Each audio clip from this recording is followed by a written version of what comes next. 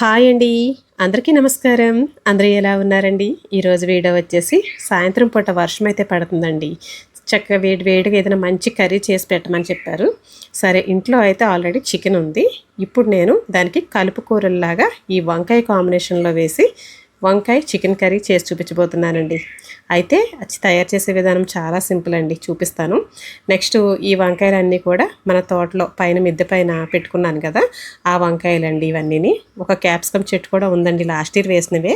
ఇప్పుడు కాయలు అయితే పర్వాలేదండి, బాగానే వస్తున్నాయి అన్నీ కలిపిలాగా.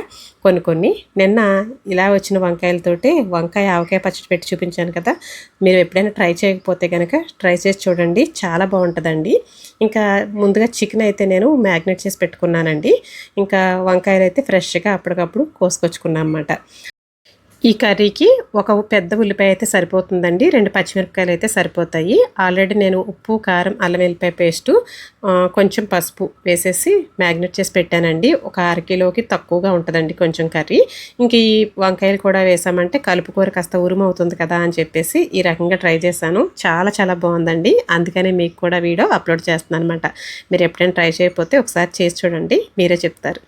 ముందుగా అయితే అవన్నీ కట్ చేసి పెట్టుకున్నానండి. ఇప్పుడు వచ్చేసరికి గిన్నె పెట్టుకొని గిన్నెలో నూనె వేసుకొని వేడెక్కిన తర్వాత ఇందులో మనం ఫస్ట్ నేను మన తోటలోని మునగాకు, మనకి చక్కగా వర్షాలు కదండి, చక్కగా పూత అయితే వచ్చేసింది. ఇప్పుడైతే పూత పిందెలాగా ఉందండి, చిన్న చిన్న పిందెలు కూడా వస్తున్నాయి. ఆకు అయితే కాస్త ముదిరిన ఆకు ఉంటుంది కదా, అవన్నీ కింద రాలిపోతుంది కదా మళ్ళీ పండిపోయి అని చెప్పేసి ఆకంతా కోసుకొని ఇలాగా చాలా రకాల కర్రీస్లోనూ కషాయం రూపంగా చక్కగా వాడుకుంటున్నానండి. చాలా చాలా మంచిది మునగాకు. దాన్ని అయితే అలా కట్ చేసుకొని ముందుగా వేసుకున్నాను. జనరల్గా మనం కరివేపాకు వేస్తాం కదా, దాని బదులు నేను ఇప్పుడు మునగాకు వాడానండి ఇందులోను. అలాగే కట్ చేసుకున్న ఉల్లిపాయ ముక్కలు కూడా వేసుకున్నాను. అలాగే 2 పచ్చిమిరపకాయలు కూడా ముక్కలు కట్ చేసి వేసేసుకున్నాను. ఇవి చక్కగా ఒకసారి కలిపేసుకున్న తర్వాత ఇందులో నేను ఆల్రెడీ చికెన్లో అల్లం వెల్లిపాయ పేస్ట్ వేసానండి, ఒక 1/2 స్పూన్కి అలాగా. ఇందులో ఒక 1/2 స్పూన్, మొత్తం మీద 1 టీ స్పూన్ అనుకోండి వేసుకొని అది కూడా పచ్చివాసన పోయే వరకు వేయించేసుకోవాలండి. వంకాయలు చాలా తొందరగా మగ్గిపోతాయి కాబట్టి ఈ కర్రీ ఒక పెద్దగా ఎక్కువసేపు ఉడకాల్సిన పని కూడా లేదండి. ఇంకా కాస్త సాల్ట్ అయితే వేసుకున్నాను. ఆల్రెడీ చికెన్లో వేసున్నాయి కాబట్టి కొంచెం చూసుకొని వేసుకోవాలండి.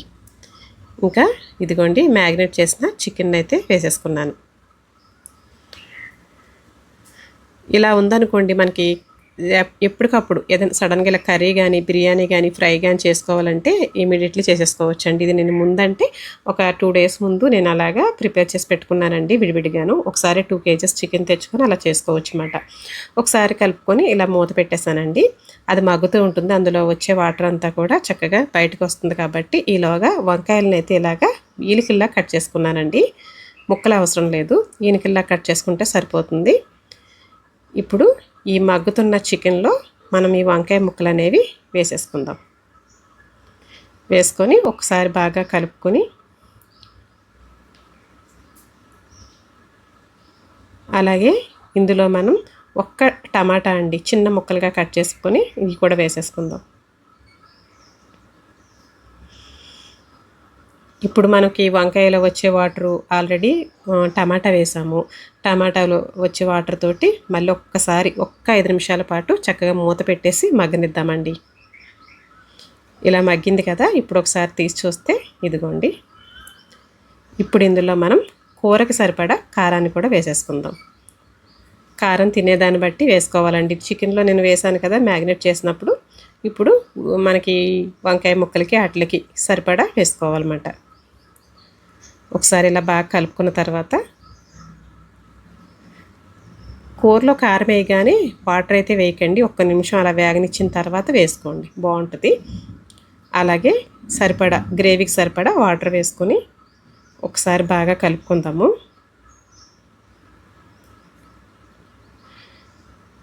ఇప్పుడు దీన్ని మళ్ళీ మనం మూత పెట్టేసి ఒక 15 నిమిషాలండి, ఎక్కువ అవసరం లేదు. మనకి చికెన్ మగ్గింది కాబట్టి వంకాయలు కూడా మగ్గినాయి కాబట్టి ఇంకా ఒక 15 నిమిషాల పాటు మీడియం మంట మీద ఉడకనిద్దామండి కర్రీని. మూత పెట్టేశాను. ఇప్పుడు చూద్దామా, ఇలా ఉంది కదండి.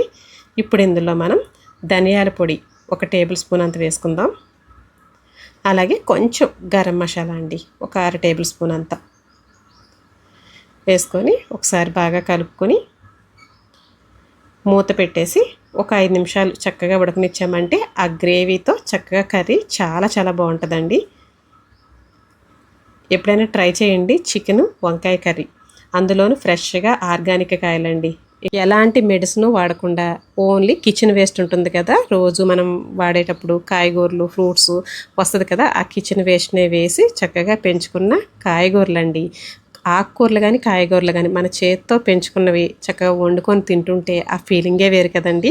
ఒక పక్కన కర్రీ అవుతుంటే ఇంకొక పక్కన రైస్ కూడా పెట్టేశానండి. చక్కగా 2 వేడివేడిగా ఉన్నాయి, వడ్డించుకొని తినేద్దాం. ఎలా ఉందనేది కామెంట్ అయితే చేయండి ట్రై చేసిన తర్వాత. వంకాయ చికెన్ కర్రీ అండి.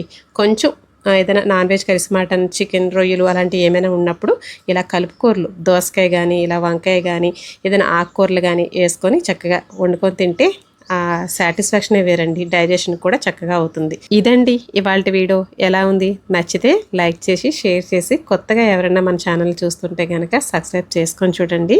సరే ఉంటానండి మరి. Thank you for watching.